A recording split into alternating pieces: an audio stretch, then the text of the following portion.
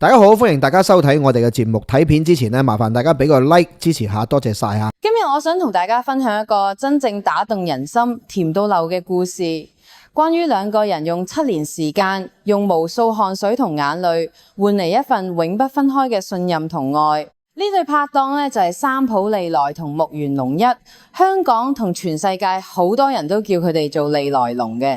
佢哋喺2026年米蘭科爾蒂納冬奧奪得日本雙人溜冰史上第一面奧運金牌，自由滑更創下世界紀錄158.13分，從短節目第5位大逆轉勝出，總分231.24分，壓倒對手近10分。呢個金牌唔只係獎牌，而係一段精彩又美麗嘅人生故事，證明咗當兩個人真心互相扶持，沉重嘅重量都可以變得甜蜜。故事最核心、最震撼人心嘅一句說話，係奧運後2月25日日本記者會上，三浦利來親口講出嚟嘅。佢當時被問到4年後2030法國冬奧會唔會繼續，木原龍一先答話忙到未諗清楚，兩人仲未有時間好好傾。三浦利來呢就即刻堅定咁補上一句：我仲未決定。但有一點，我之前已經講過，木原選手隱退嘅時候，我都會一齊隱退，我絕對唔會同其他人繼續拍檔。呢句話一出，全場靜晒，之後全網洗版，好多人眼濕濕話呢個係一生一世嘅承諾。24歲嘅三浦利來比33歲嘅木原龍一世9歲，講得咁重咁深咁冇半點猶豫，就係因為呢7年嚟，佢哋已經唔再係普通拍檔，而係對方生命中不可缺少嘅一部分。點解呢句說話會咁打動人呢？因為佢哋嘅故事從頭到尾都係互相頂起重量，互相拯救。2018年，兩人第一次擦身而過，就喺台北小巨蛋。咁當時呢，三浦利來呢仲同原本拍檔一齊比賽，木原龍一呢都係跟自己拍檔啦。佢哋喺後台通道走過，冇講過一句說話。三浦利來後來喺訪問提到，當時覺得木原龍一好成熟，好難接近，有啲怕佢。木原龍一就老實講，當時對利來完全冇印象，根本冇留意到呢個細細粒嘅後輩。點知1年後，2019年7月，意大利教練 Bruno Marcotte 主動邀請已經接近隱退邊緣嘅龍一，叫佢同利來試滑1個鐘。第一次上手，兩人就感覺到觸電嘅默契。龍一之後形容嗰一刻佢知道只有呢個人先得。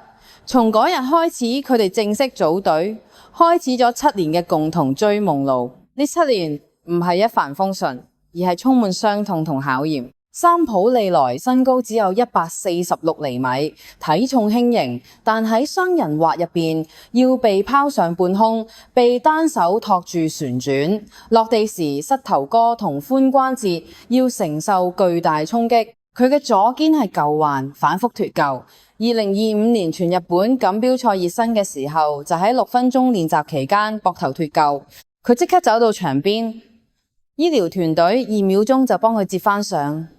佢忍住痛繼續比賽，木原龍一喺旁邊心痛到死，之後每次托舉都更加小心。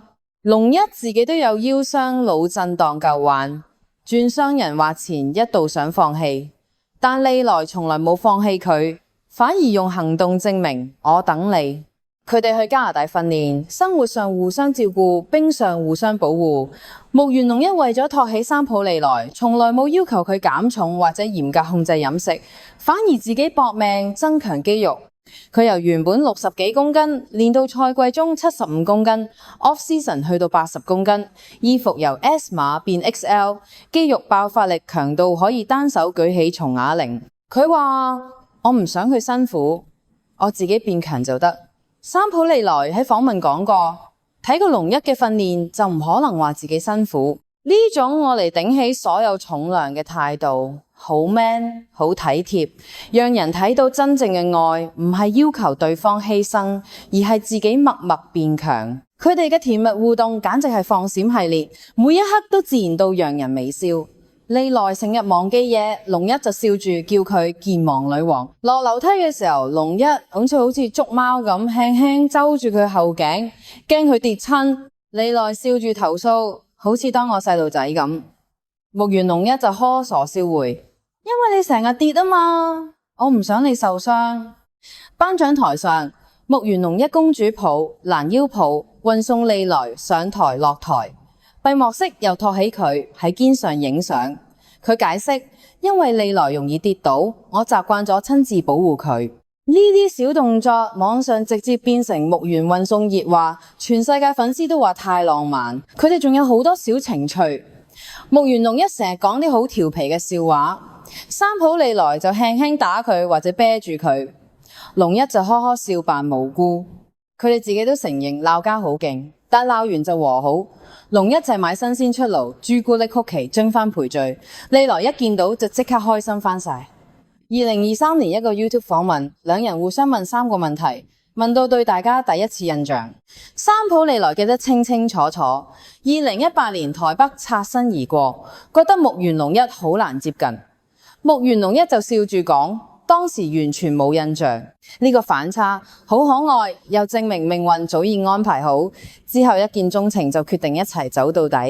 奧運前長曲決賽，佢哋面對最大壓力。三浦利來喺木原龍一慣用嘅 Ziploc 袋入邊放咗止痛貼同埋親手寫嘅字條，要相信我哋至今一齊做嘅事，我哋會做得到㗎。木原龍一見到字條，情緒即刻穩定，返去比賽狀態。佢之後喺訪問多次展示呢個膠袋，話呢個係佢哋心知肚明嘅共享疼痛袋。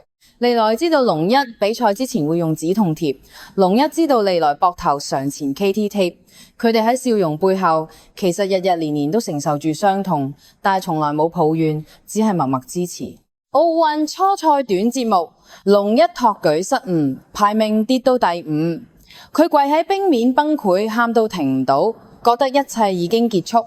利來冇慌張，靜靜陪住佢，之後不斷鼓勵。一直以嚟都係你拉住我走，今次換我當大家姐接住你。長曲前佢對木原龍一講，今日我為咗你而畫，結果自由畫用神鬼戰士音樂完美演繹逆轉奪金，喺冰上相擁而喊。龍一嘅眼淚由悔恨變成喜悅。利來鬆一口氣話，最開心係見到龍一重新開心。呢一刻，三浦利來已經由當年被照顧嘅小女孩，成長為能溫柔穩住拍檔墜落嘅小女人。木原龍一賽後講，佢係史上最好嘅拍檔，就算下世投胎都要再同佢拍檔。高橋成美，木原龍一前拍檔都激動喊，話多得三浦利來，龍一先可以重生。奧運後，佢哋嘅故事繼續發酵，歸國成田機場幾百人接機。媒體訪問一個接一個，佢哋辭退3月世界錦標賽，話要先好好休息，調整身心。龍一想同利來去美國租露營車 road trip 旅行，但係被拒絕咗。兩人笑住分享。利來返寶塚老家凱旋，市長送花，佢笑住話寶塚站附近好多化妝品，佢成日都會去，如果粉絲想見到佢會好容易撞到。佢哋仲分享金牌後最開心係一齊食 pizza。全世界粉絲都瘋狂催婚，留言區、IG、YouTube 全部寫住龍一快啲求婚，利來一定要講我願意。佢哋回應關係時永遠曖昧又 sweet， 戰友超越咗啦。即係家人一樣，成日鬧㗎，留返想像空間留俾大家。呢種自然放閃，俾人覺得佢哋已經係最深層嘅命運共同體。利來講過，佢係我身邊已經變成好似呼吸一樣好自然嘅事。